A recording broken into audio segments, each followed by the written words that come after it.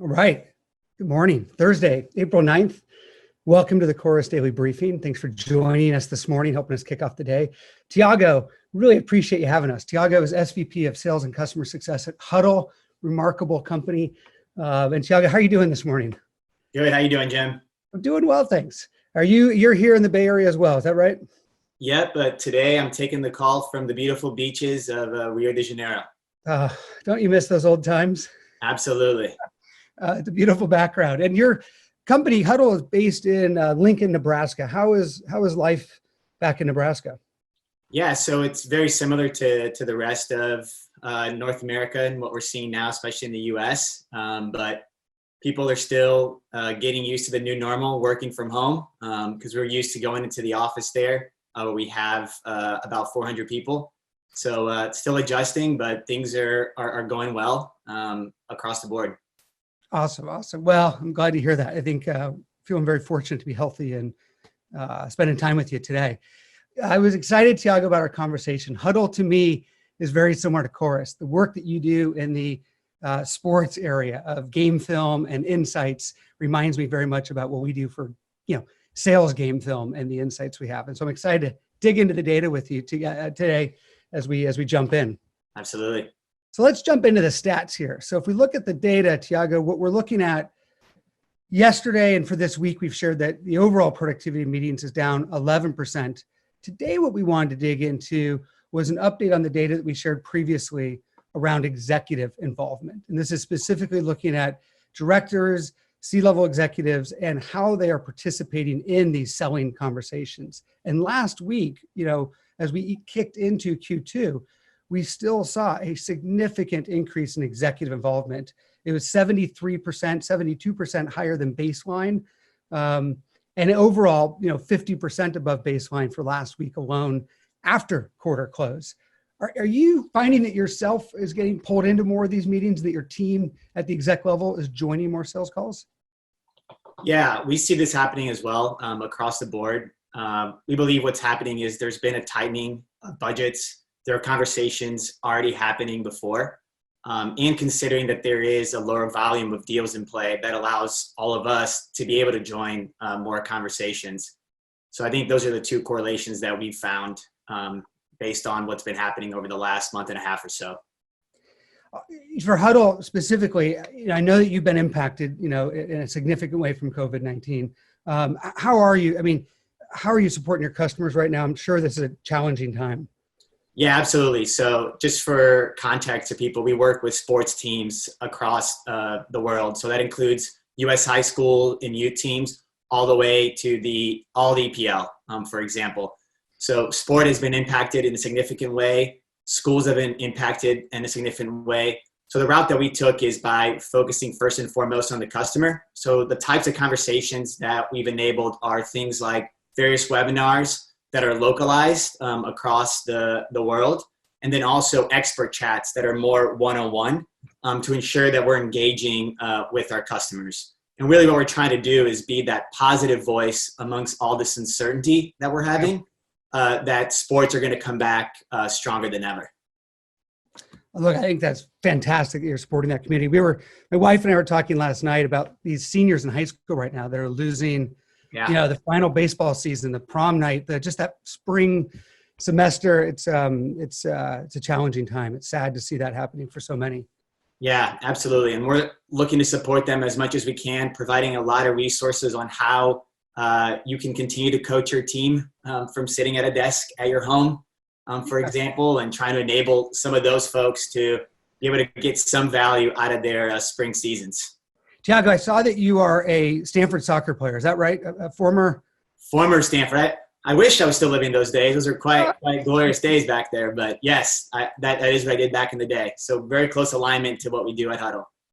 I was just south of you. I played tennis for Santa Clara University and missed those days dearly as well. Know you well. Know that place well, and that very tough stadium to play at. Thank you. I was curious in your learnings. This is a little bit off, just going off a little bit, but as a soccer player and the coaching work you've done, and now you're in customer success, any learnings that you have from your early days, of just that Division I soccer and the coaching that you apply today in the work world?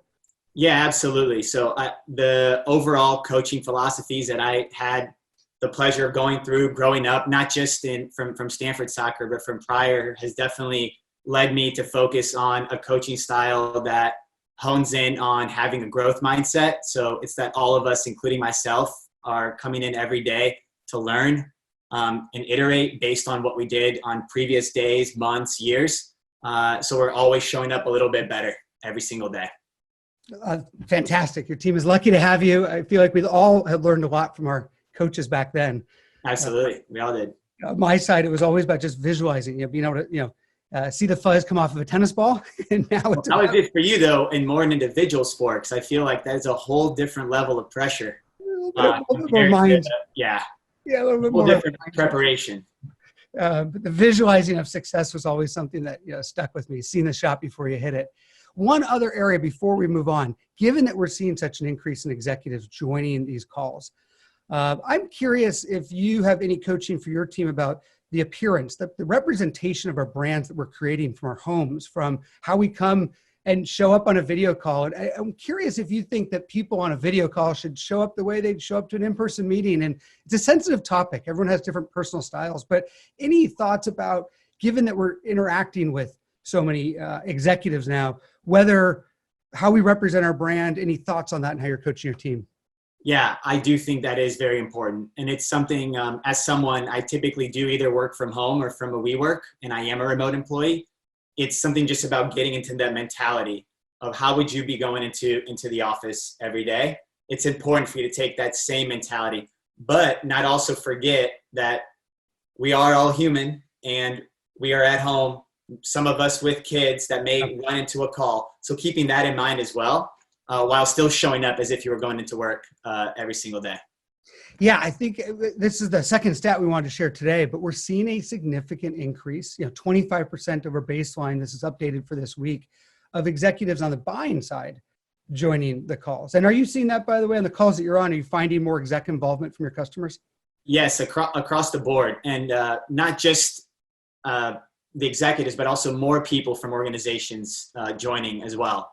And even going further, getting organizations that were not speaking to us before that are now open to having a Zoom conversation with us, which is to me even more interesting and how that dichotomy works. But we are, and I think it also has to do with how budgets are working right now. There is a tightening of budgets. It is all getting rolled up, typically to the most executive member in whatever org you are working with. I do think that has a lot to do with the fact that they are now joining conversations. What are you guys seeing? Are you seeing anything different than that based on the data that?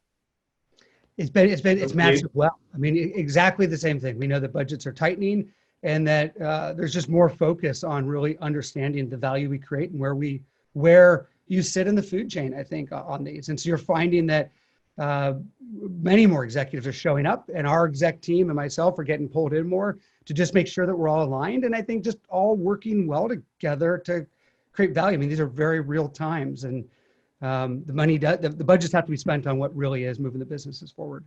And one other thing too that we've seen that correlates to this is there tends to be more executive involvement, also as it's tied to us seeing more risk in deals. So we've seen that we're seeing some form of risk being mentioned 2 times more than we were just 90 days ago. So there's been a significant increase there from 17% to now 35% of all our conversations.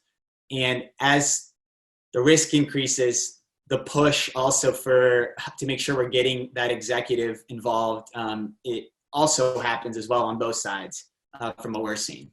There's been a lot of talk about empathy. Do you find at the executive level when folks are joining, what's the tone? How are people approaching this? Is it empathetic? Is it stress? I mean, we're all a little stressed, clearly. What are you finding from when they do join, how it changes these calls? I think from our customer base in particular, there's so much empathy going on.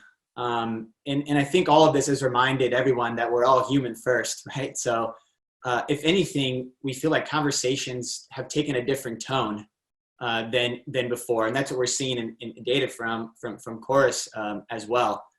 And we're just about to now kick off where we're going to be prospecting a little bit more than we were before. to engage more with customers. Again, from an empathetic standpoint, first and foremost, but to also talk about our view of how our world in sports is going to come back stronger than ever and bring some positivity to the market overall. Yeah, I think the planning for the future and helping us get there quickly. I mean, those are the times we all look forward to having back. We need to get those back. One other data point I wanted to share with you is that when we look at payment terms, you mentioned that you were seeing freezes in your data. We've been just looking at different aspects of being able to understand buyer behavior and what we're finding in these moments of the conversation. And one of them is that payment terms have seen a shift in behavior. In the last week, we're finding that 61% is talking about 30, net 30 days, but it's dropped significantly from 76% sort of before this. And we're just seeing a much bigger increase in net 60, net 90-day payment terms, which is a sign of that executive involvement. Are you having some more dialogues about this, and how do you create that flexibility when we're having tough conversations? Any coaching for how to work through these tough conversations? Yeah, one is just understanding the current situation that we are living in, which isn't what we were used to in the past. But we are having some of the same conversations. We even went as far as extending payment terms proactively, because as you can imagine, NBA canceling and then on down across the sports world, we had to be sensitive to what had just happened and people getting used to getting things done at home, and they had never done that before in their organizations. So this is in line, and my feedback that I have is we have to understand the time that we're in right now and really build even stronger relationship with our customers to understand where their cash positions are, how they're doing, what their business outlook looks in something where we don't exactly know when things are going to quote unquote end in the current way that they are. So it's just about engaging in that way. And then I do believe we have to be more flexible in the short term. And that's the new reality that we live in. I'm curious on that point about those questions that you want your team to understand, cash positions. I mean, this is very different than the emails we were all sending out 60 days ago and, the 18 sequences about whatever it was. How do you get your team behind this? How do you shift them from the automated models that we've had to this authentic motion that if it is not done right, it can be offensive right now? We are undergoing this as we speak. We took a bit of a break for 3 weeks on prospecting and being too aggressive towards the market. So right now what we're doing is we are going through a retraining process, building new talk tracks, which from conceptually discussing it really focuses on 4 key areas, which is lead with empathy. The second is remaining confident in our product set and solution. Showing how we can overcome today's challenges and potential future challenges that may happen.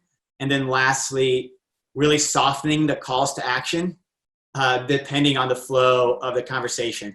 And we are redoing that as we speak right now across our team. So you have to get your team retrained in the new normal. What are you guys doing? Is that similar to what you're seeing, or? Well, it's funny. We were, in the spirit of game film, right? We're looking at, I was last night just going through a bunch of the recordings of our team members. That's why I asked you about the appearance that we create between virtual backgrounds and how we dress. What should we be doing right now? And yes, it's complicated. We're work at home, but what's in our control? I think on the training side, if you do, as I listen to some of our older recordings, they wouldn't be relevant today. Asking someone about, we can help you hit quota. That's just not the language people want to hear. And how do we quickly reset? And so we've been doing the same thing and just making sure that we're being real. I think that this generation of BDRs and SDRs, this will be one of the greatest things that's ever happened to them, is that realizing they're in the front lines, they have the biggest impact, and that they need to think for themselves deeply about the problems we solve and not the 18 sequences and where we fit into that right now. One other thing that I think relates directly to that is I think we're really going to see who our top people are across the board during this time, because you can't just go off a script anymore, especially during this time. There's things happening that we're not used to taking on, and there's going to be things that we're going to learn every single day as we're discussing with our customers. I think it's also an opportunity for BDRs, SDRs, AEs, VPs of sales, et cetera, to Yep. really show their true colors, right? Because things have changed That's and right. how That's right. quickly you can adjust. So I love that you mentioned that, because I'm a big believer in that happening right now as well. I think that's why we're seeing the leaders getting out there in front and being on the calls. Let me fire up one quick poll real quick. So I'm going to launch this for everybody, Cool. live audience. So the question today is, do you think that more leadership joining calls, both on the buying and selling side, is a trend that's here to stay? And we asked this because we've kicked off Q2. You'd expect this to drop if this was a Q1 sort of end of the quarter, but this is very different behavior than what we're seeing, last year. So results I have to tell you, I'm a little upset because I'm not allowed to vote here. That's right. So, give me your vote. I got to bring that up. I was excited to vote here, but So the questions are, yes, this seems to be a shift to more intentional and authentic buying and selling. Secondly, maybe it's too soon to tell. And lastly, no, priorities are shifting and need higher visibility right now, but that won't always be the case. So which one would you choose, Thiago? I would say that currently I would vote for maybe, but it's too soon to tell. Okay, that one has 0 votes. So I'm going to put your 1 vote in there, which is One great. vote in there. Yeah, 0%. I mean, we've got 75% of the votes on no. Priorities are shifting and we need higher visibility. So the classic case of, look, right now, this is what we need to go do. And as things settle back down and we all luckily get back to normal, our priorities will shift as well, as what I see in that. 25% said yes, things will continue to stay the same. Thiago, I appreciate you joining us. I had one final question. Any advice for other sales and success leaders out there that you might want to share? Yes, I think I have a few. Like the first is just, we got to weather the storm right now. And I think we're all doing that well as a community. Let's remember to support one another because these are unprecedented times. And some of our colleagues have gone through very dark times recently with layoffs across the board. But the one concept that I keep hearing is like, things are going to go back to normal. But I'm personally a big believer that there is going to be some sort of new normal. And we're really, as a collective community, going to be able to build what the world is that we want to see after this. I'm a big believer in that because this was a traumatic event, and through traumatic events, things change. So it's not about going back to normal as it was before. It's whatever this new normal is going to look like. And all of us are going to be able to establish that as a broader sales community. I love that comment. I couldn't agree more. It's an interesting and challenging time, but so many things come out of that. And to your point, I hope it doesn't go back exactly the same. I think it would better. I think there's more authentic people are coming together, and I'm hoping to see that realness continue. Yep, I couldn't agree more, Jim. Thiago, hope you have a great Thursday. Thank you for taking the time to kick off with us today. Really appreciate it. I hope to see you on the soccer field. I'll be back on the tennis courts, and that part I hope does not change. Absolutely. Thanks a lot. Bye. Cheers.